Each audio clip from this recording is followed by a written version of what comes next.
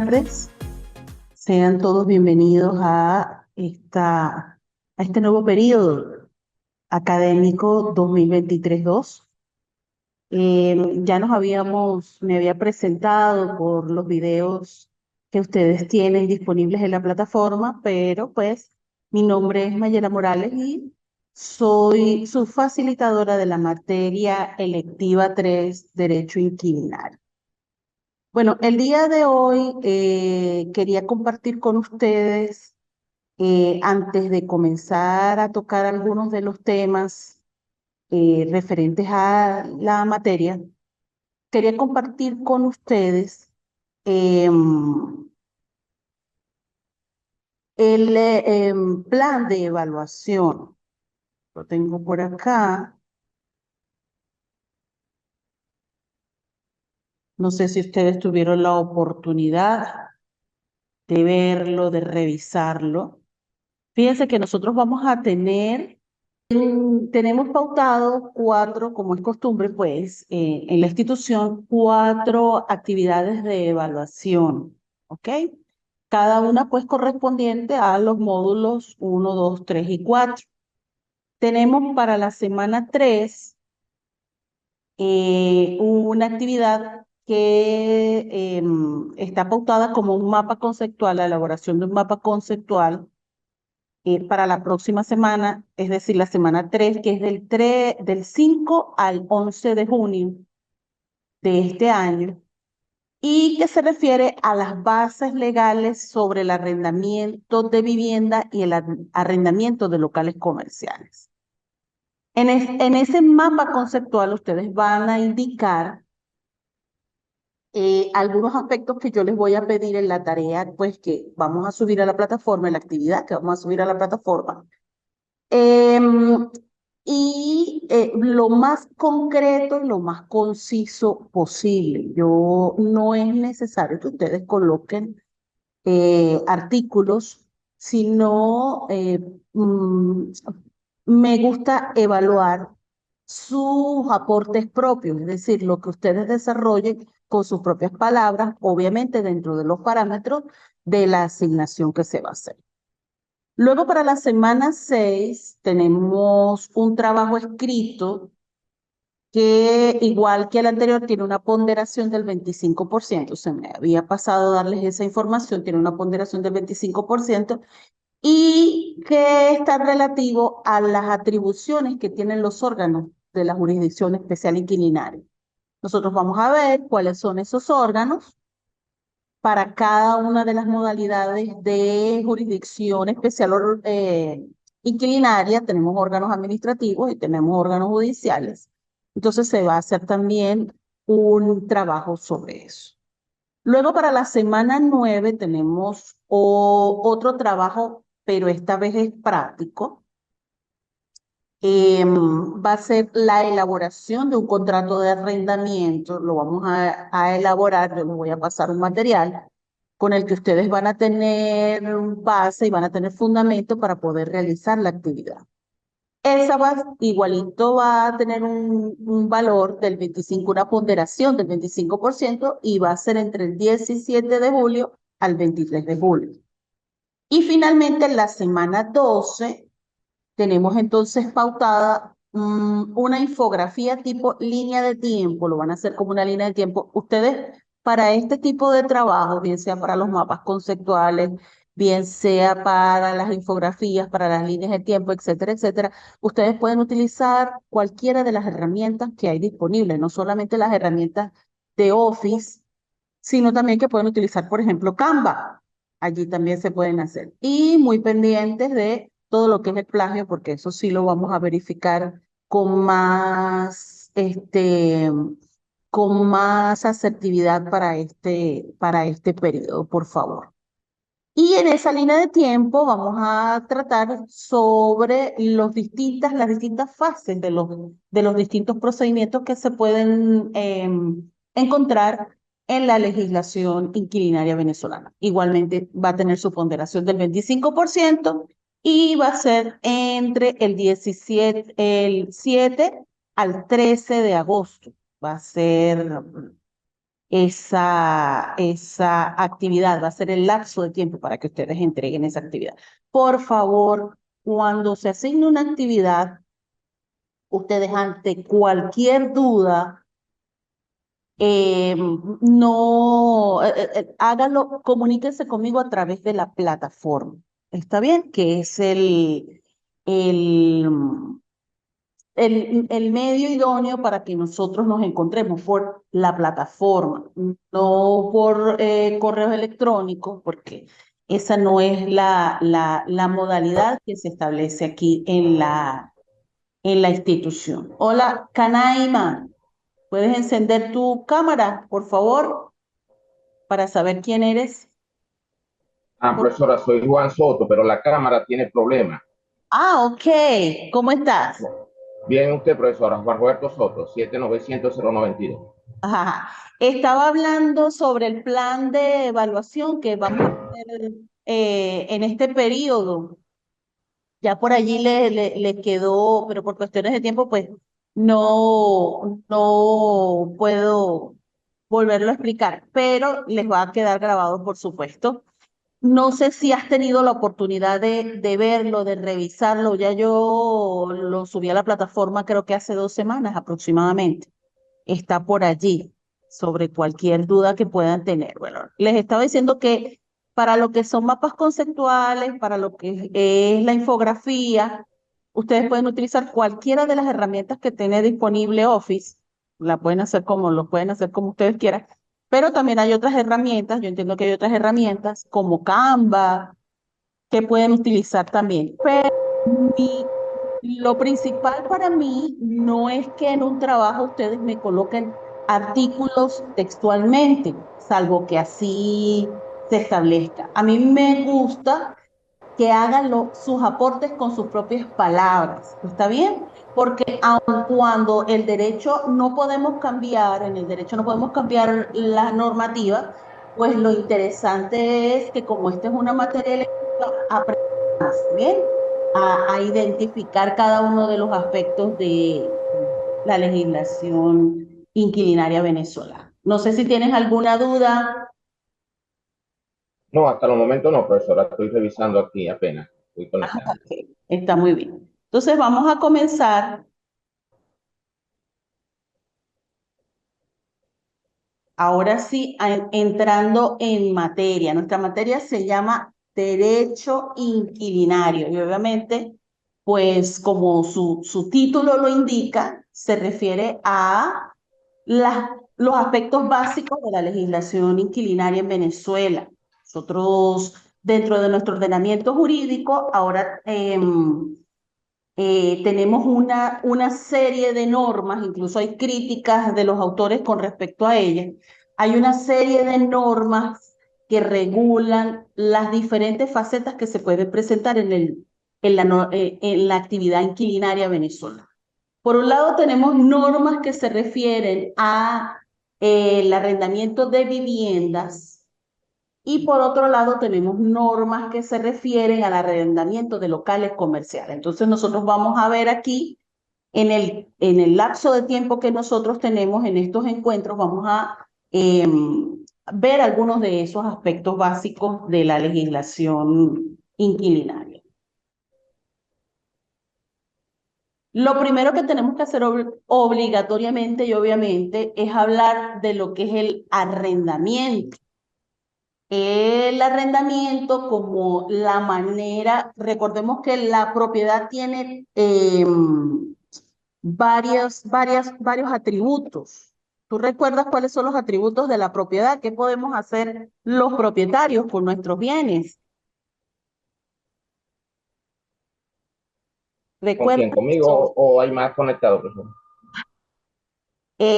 Recuerda que tenemos varios atributos con respecto a la propiedad. La propiedad, el derecho de propiedad está constituido por varios atributos. Entonces tenemos el uso de las cosas, tenemos el disfrute de las cosas y tenemos también, pues, la posibilidad de disposición de las cosas. Dentro del arrendamiento, ¿qué es lo que se cede? No se cede la propiedad, obviamente, sino que lo que se cede es el uso y el disfrute de un bien, que en este caso nos referimos a un bien inmueble. Y como la mayoría de nuestro derecho, el arrendamiento proviene del derecho romano. En el derecho romano, el arrendamiento era conocido como locatio conductio, y dentro de esa locatio conductio habían tres tipos de contrato, si se puede llamar de esa manera en Roma. Tenemos la locatio conductio rerum, que se refería a dar en arrendamiento alguna cosa a cambio de una cantidad de dinero. Está la locatio conductio operis, que es el fundamento de lo que hoy en día conocemos como el contrato de obras. Se hacía para contratar a una persona que iba a ejecutar una obra.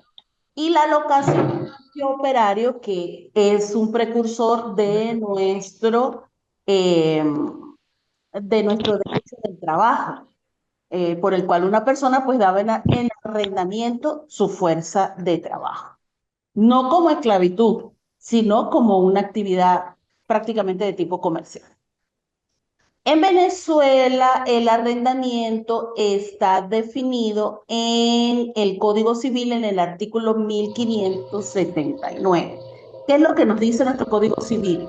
Primero, que el arrendamiento es un contrato, ¿ok? Y como tal debe llevar todas las características de los contratos.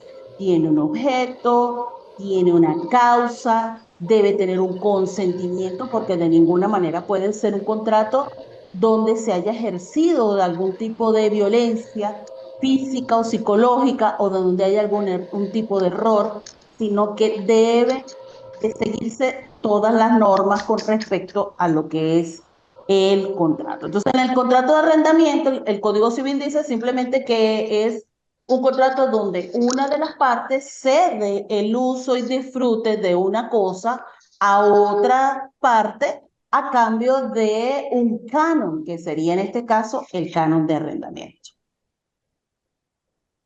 Entonces, ¿cuál es la naturaleza jurídica del arrendamiento en Venezuela? Es un contrato. Un contrato es una manifestación de voluntad para establecer entre dos o más partes una serie de normativas que van a regular todo lo que se refiere a la vida de ese contrato, la duración de ese contrato, para crear relaciones jurídicas entre dos o más partes.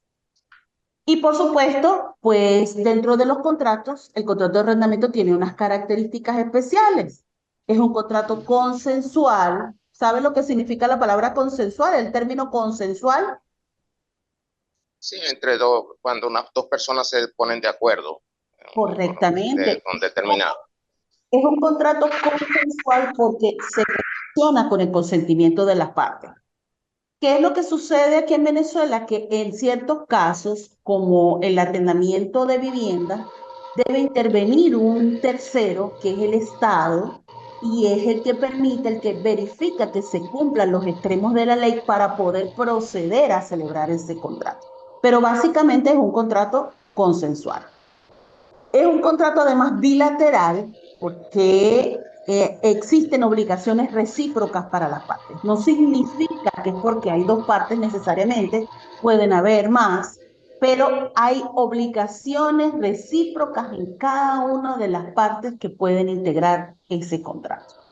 Es oneroso, por supuesto, no es un contrato gratuito, oneroso es todo lo contrario a gratuito, porque una de las partes va a recibir una contraprestación en dinero, que en este caso es el arrendador, y va a recibir una contraprestación en dinero que en el derecho inquilinario se llama canon de arrendamiento. Es de tracto sucesivo porque pues conocemos que los contratos de arrendamiento no se agotan de una vez, sino que pueden ser objeto de prórrogas. En los contratos de arrendamiento perfectamente pueden ocurrir prórrogas. Origina obligaciones principales. Este es un contrato que no depende de otro para su existencia. Es decir, es un contrato de tipo principal.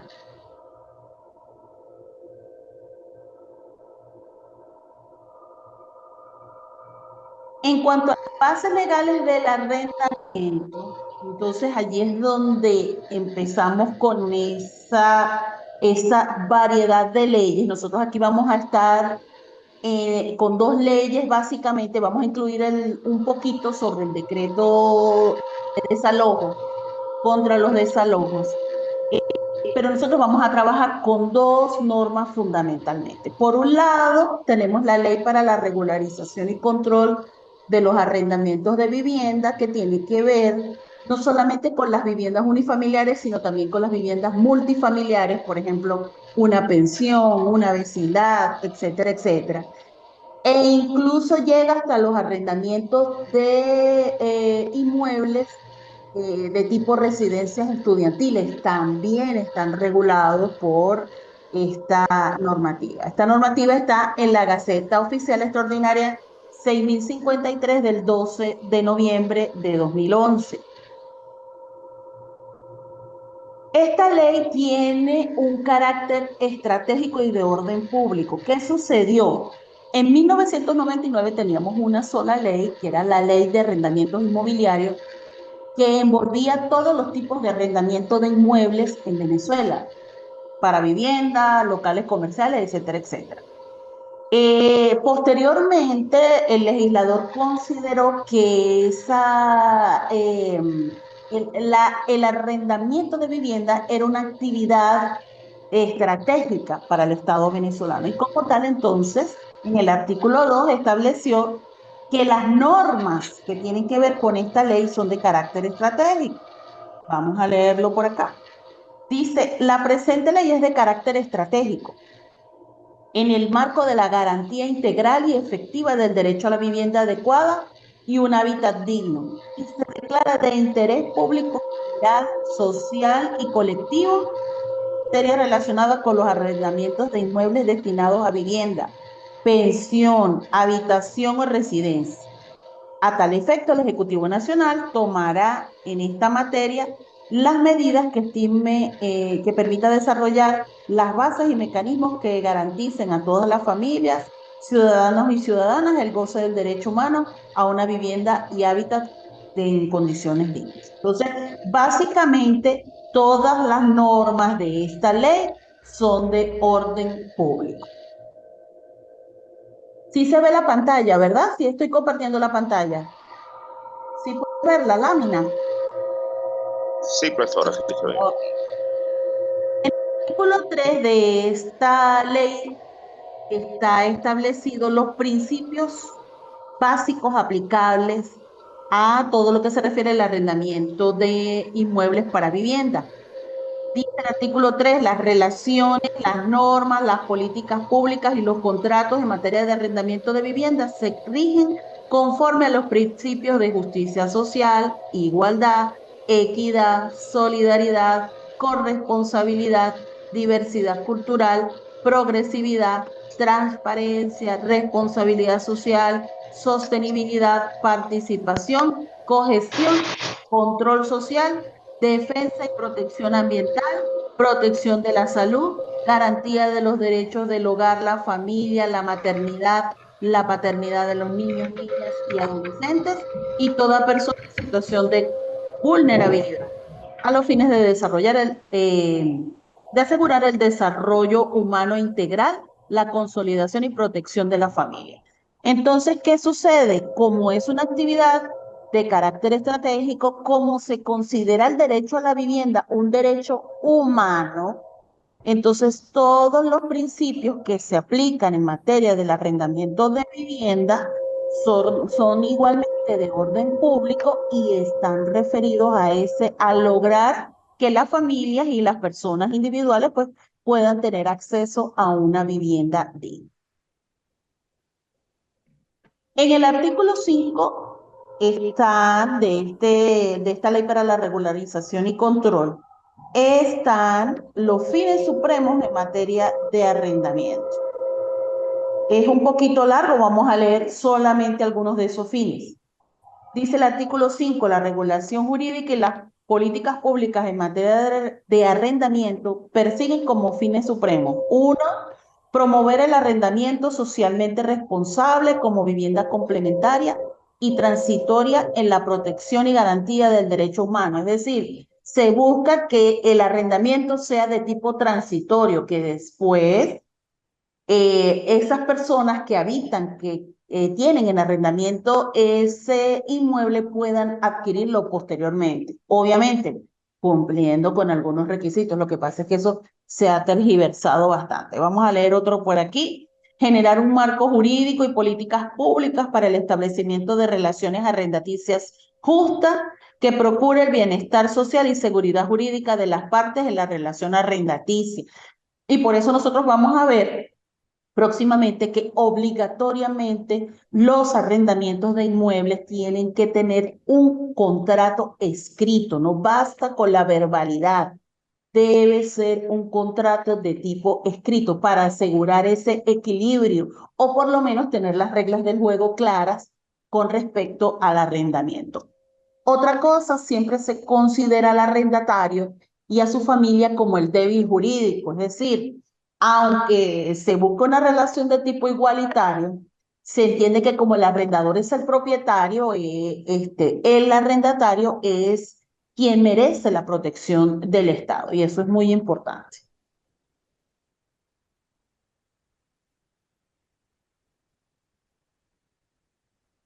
Por otro lado, tenemos otra normativa que nos regula el arrendamiento de los inmuebles en Venezuela y es la que se refiere al arrendamiento de los inmuebles de uso comercial. Entonces, para eso tenemos el decreto con rango, valor y fuerza de ley de regulación del arrendamiento inmobiliario para el uso comercial, que está en la Gaceta Oficial 40.418 del 23 de mayo de 2014. Entonces, fijémonos, la ley de arrendamiento de inmuebles para vivienda es del año 2011, esta es posterior, pero sin embargo hay algunas normas, y lo vamos a ver al final del curso, hay algunas normas que todavía de la ley de arrendamientos inmobiliarios que todavía están vigentes, sobre todo para la materia de arrendamientos de inmuebles de uso comercial. Por eso ustedes,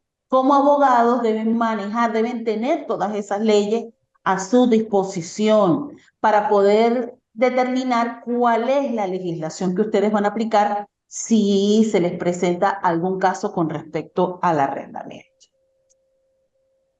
En el artículo 2 de este decreto con fuerza de ley está señalado cuáles son o qué se entiende por inmuebles de uso comercial. Vamos a leer ese artículo 2. Dice, a los fines de la aplicación de e interpretación del presente decreto ley, se entenderá por inmuebles destinados al uso comercial aquellos en los cuales se desempeñen actividades comerciales o de prestación de servicios como parte del giro ordinario del establecimiento que allí funciona, independientemente de que dicho inmueble constituya una unidad inmobiliaria por sí solo, forme parte de un inmueble de mayor magnitud o se encuentre anexado a este. Se presumirá, salvo prueba en contrario, que constituyen inmuebles destinados al uso comercial los locales ubicados en centros comerciales, en edificaciones de viviendas u oficinas, o en edificaciones con fines turísticos, de uso médico, asistencial, distintos a los consultorios, laboratorios o quirófanos o educacional, así como los que forman parte sin ser solo depósitos de un galpón o estacionamiento. Se presumirán además inmuebles destinados al uso comercial, los kioscos, stands y establecimientos similares, aun cuando estos no se encuentren unidos de manera permanente al inmueble donde funcionan o se ubiquen en áreas de dominio público. Hola, buenas tardes, ¿cómo están? Hola, ¿cómo estás? Bien, gracias a Dios. Entonces, en este artículo 2 del decreto están establecidos cada uno de los que se considera inmuebles de uso comercial. Y yo siempre pregunto, si nosotros dentro de nuestra vivienda abrimos un local comercial, para darlo en arrendamiento, ¿qué creen ustedes que debe aplicarse? ¿La legislación que se refiere a los inmuebles de vivienda o la legislación que se aplica para los inmuebles de uso comercial? Este artículo 2 me está dando la respuesta y me está diciendo, debes aplicar para el arrendamiento de ese local, aunque forme parte de una vivienda, el decreto con fuerza, valor y rango de ley de regulación del arrendamiento inmobiliario de uso comercial. ¿Por qué? Porque priva la realidad sobre la forma. Nosotros tenemos una normativa donde se establece unos principios, donde se establece que las normas, la realidad priva sobre la forma, y la realidad es que es un local comercial, aun cuando sea un anexo de una vivienda. Fíjate que aquí me está regulando incluso hasta esos kioscos que uno ve en la calle, ¿sí? Esos kioscos son considerados como inmuebles de uso comercial y por lo tanto están amparados y aplicados en esta ley. En ese decreto también hay un principio fundamental y es el principio de irrenunciabilidad de los derechos contenidos en esta ley. Dice el artículo 3, los derechos establecidos en este decreto ley son de carácter irrenunciable. Por ende, todo acto o acuerdo o acción que implique renuncia, disminución o menoscabo de alguno de ellos se considera nulo. ¿Ok? Es decir, si la ley a nosotros nos prohíbe, por ejemplo, el cobro de cánones de arrendamiento en moneda distinta a la de curso legal, no podemos relajar, aunque sea por el acuerdo de las partes, el derecho que tiene el arrendatario de pagar su canon de arrendamiento en bolívares, porque obviamente estamos lesionando un derecho y lo estamos obligando a renunciar a sus derechos y la ley lo protege en ese sentido. Los órganos o entes administrativos, así como los tribunales competentes, podrán desconocer la constitución de sociedades, la celebración de contratos y, en general, la adopción de formas y negocios jurídicos mediante los cuales se pretende evadir la naturaleza jurídica arrendaticia de la relación o el carácter comercial del inmueble arrendado, debiendo prevalecer siempre la realidad sobre la forma.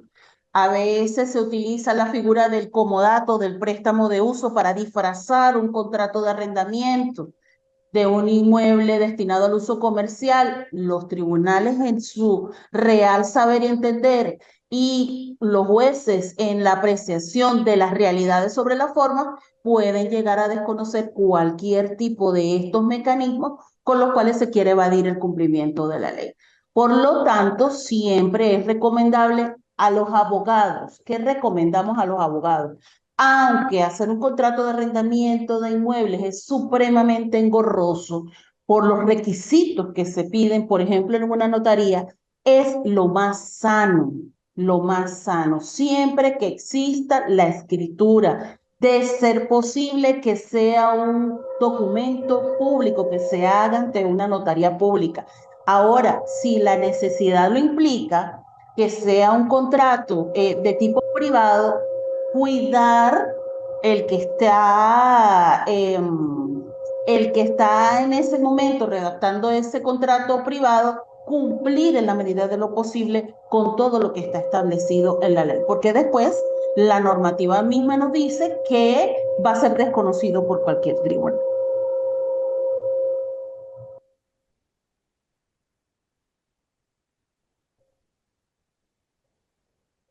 Luego nosotros tenemos por aquí un famosísimo decreto que se llama Decreto con rango, valor y fuerza de ley contra el desalojo y la desocupación arbitraria de viviendas, que fue emitido el 6 de mayo de 2011 en la Gaceta Oficial número 39.668.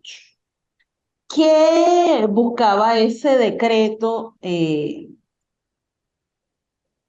Proteger básicamente a los arrendatarios, sobre todo a los arrendatarios de vivienda, óigase bien, contra procedimientos arbitrarios de desocupación y estableció una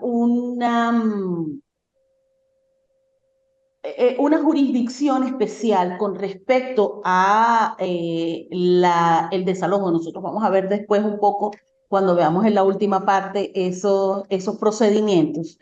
Pero básicamente, anterior a esta ley, a quien correspondía el procedimiento de desalojo eran a los tribunales de municipio. Es decir, y el arrendatario iba con una solicitud, acompañado por supuesto de su abogado, iba con una solicitud al tribunal y pedía que por cuanto X circunstancia que permitiera el Código Civil, básicamente el incumplimiento en el pago del canon de arrendamiento, que de inmediato se procediera con una medida preventiva y se desalojara al arrendatario hasta tanto se resolviera el cobro o el juicio con respecto al arrendamiento. ¿Qué sucede? Que la ley consideró que en muchos casos esto era de manera, se podía prestar a situaciones arbitrarias. Yo no estoy totalmente de acuerdo con eso, porque generalmente cuando un procedimiento iba a un tribunal, el tribunal verificaba que estuviesen llenos los extremos de ley. Un tribunal nunca va a decretar una medida de preventivas, llámese desalojo, llámese secuestro, etcétera, etcétera, con respecto a los inmuebles, sin antes verificar que están llenos los extremos de ley. ¿Por qué? Porque el juez incluso puede ganarse una sanción de tipo administrativo o de tipo personal, individual, ¿ok? Sin embargo, bueno, esto generó mucho revuelo, hubo mucho rechazo, sobre todo por los propietarios, porque entonces también sucedía que muchas personas, tomando como premisa la ley, se apropiaban o se querían apropiar de los inmuebles. Conocí muchos casos donde incluso los arrendatarios se tenían que saltar las cercas de las viviendas o buscar alguna manera de poder ingresar a las viviendas y se quedaban allí junto con el arrendatario. Y eso podía generar cualquier cantidad de situaciones extremas. ¿Qué pasa? Que ahora como los arrendadores pues se cuidan más, ya esa situación no continuaron de manera tan grave. Entonces, ¿qué hace esta ley? Exige que primero todos los procedimientos que estaban vigentes, los procedimientos de desalojo que estaban vigentes para el momento de la promulgación de la ley quedaron suspendidos, quedaron paralizados. Segundo, se atribuyó a otro órgano, que es el Ministerio de Vivienda y Hábitat, esa facultad para decidir sobre la solicitud de desalojo. ¿Sí? Te escucho. ¿Me estás escuchando? No me escucho por aquí. Entonces, ha sido modificado todo lo que se refiere a la regulación sobre los desalojos. Nosotros al final del curso vamos a ver los procedimientos y vamos a ver, no tan amplio porque obviamente el tiempo no nos da, pero sí vamos a hablar un poquito de los desalojos. En el artículo 1 y el artículo 3 de este decreto con fuerza de ley contra el desalojo y la desocupación arbitraria, está establecido el objeto y el ámbito de aplicación. Dice el artículo 1, el presente decreto con rango, valor y fuerza de ley tiene por objeto la protección de las arrendatarias y arrendatarios, comodatarios y ocupantes y usufructuarios de bienes inmuebles destinados a vivienda principal. Y fíjense que entonces no solamente es contra en el caso de los arrendamientos, sino en el caso de comodato y préstamo de uso o cualquier figura que se le parezca, también se puede aplicar este decreto con fuerza de ley.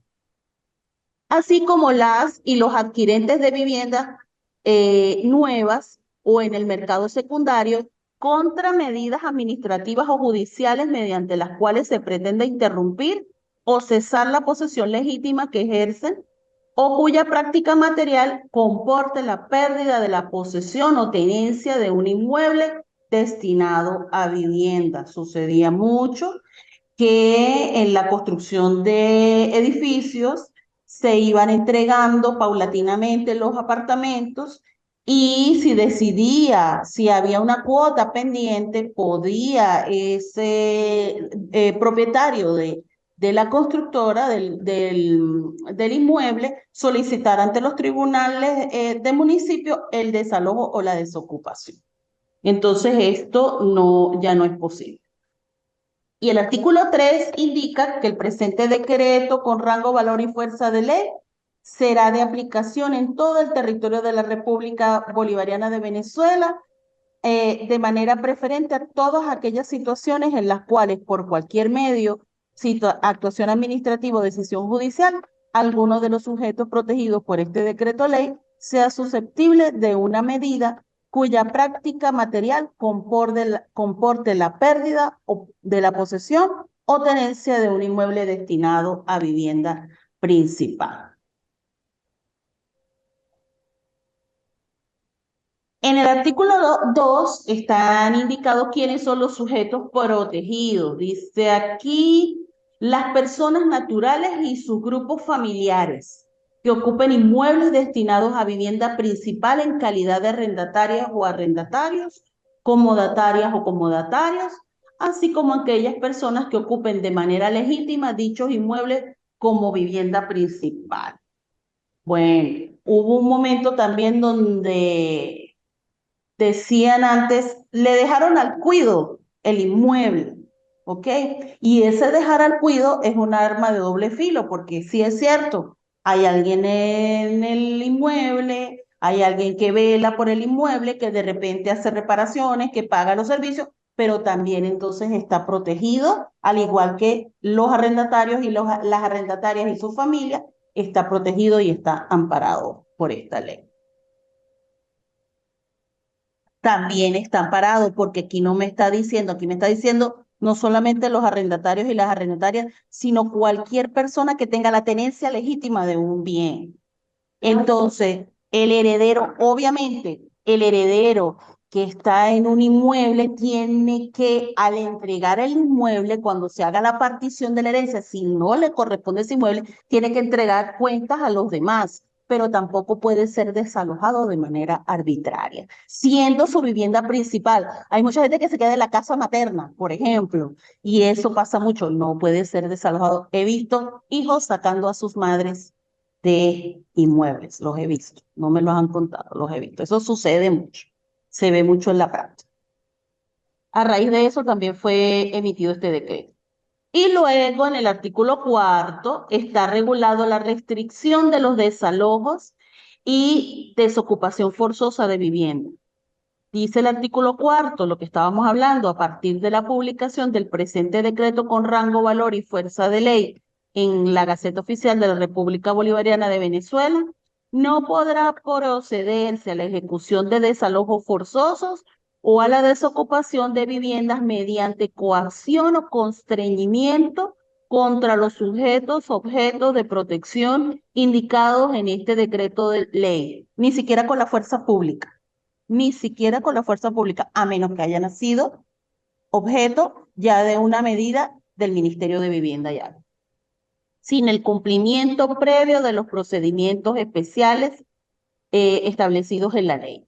Para tales efectos, en el presente decreto ley, los procesos judiciales o administrativos en curso para la entrada en vigencia de este decreto ley, independientemente de su estado o grado, deberán ser suspendidos por la respectiva autoridad que conozca de los mismos, hasta tanto las partes acrediten haber cumplido el procedimiento especial previsto en este decreto ley, luego de lo cual, según las resultas obtenidas, tales procesos continuarán en curso. Doctora, una pregunta. Ajá. Sí, dime. Doctora, Habla alto, por favor, porque escucho muy lejos. buenas tardes. ¿Cómo Hola. está, doctora? Bien, Una gracias. pregunta. Usted sabe que tengo un problema de una amiga que tiene el hermano, eran dos hermanos. La señora falleció y le vendió la casa a un hermano, Ok. al hermano. El otro quedó sin ¿cómo es? Sí. Sin nada. Ok. Pero igual quedó en la casa viviendo los dos. El señor a quien la mamá le dio la herencia solamente porque hay documentos protocolizados y el señor, que ambos viven en la misma casa, con otra familia a la que el hereditario que de la casa se lo vendió a ellos, pero ellos viven todos juntos. Por favor, nosotros pueden silenciar el... Zaida, espérame un momento. No. Juan, por favor, pueden silenciar el micrófono para poder escuchar bien a Zaida.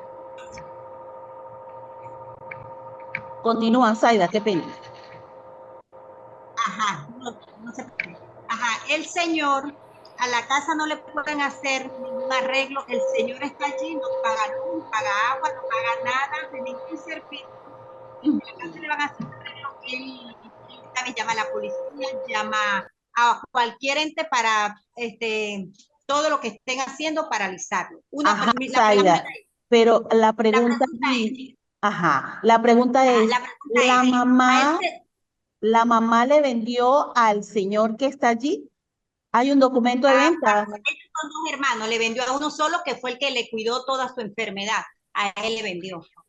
Allí hay documentos protocolizados y todo, doctora. Claro que sí, claro que sí. Pero y ellos ambos viven allí con la familia a quien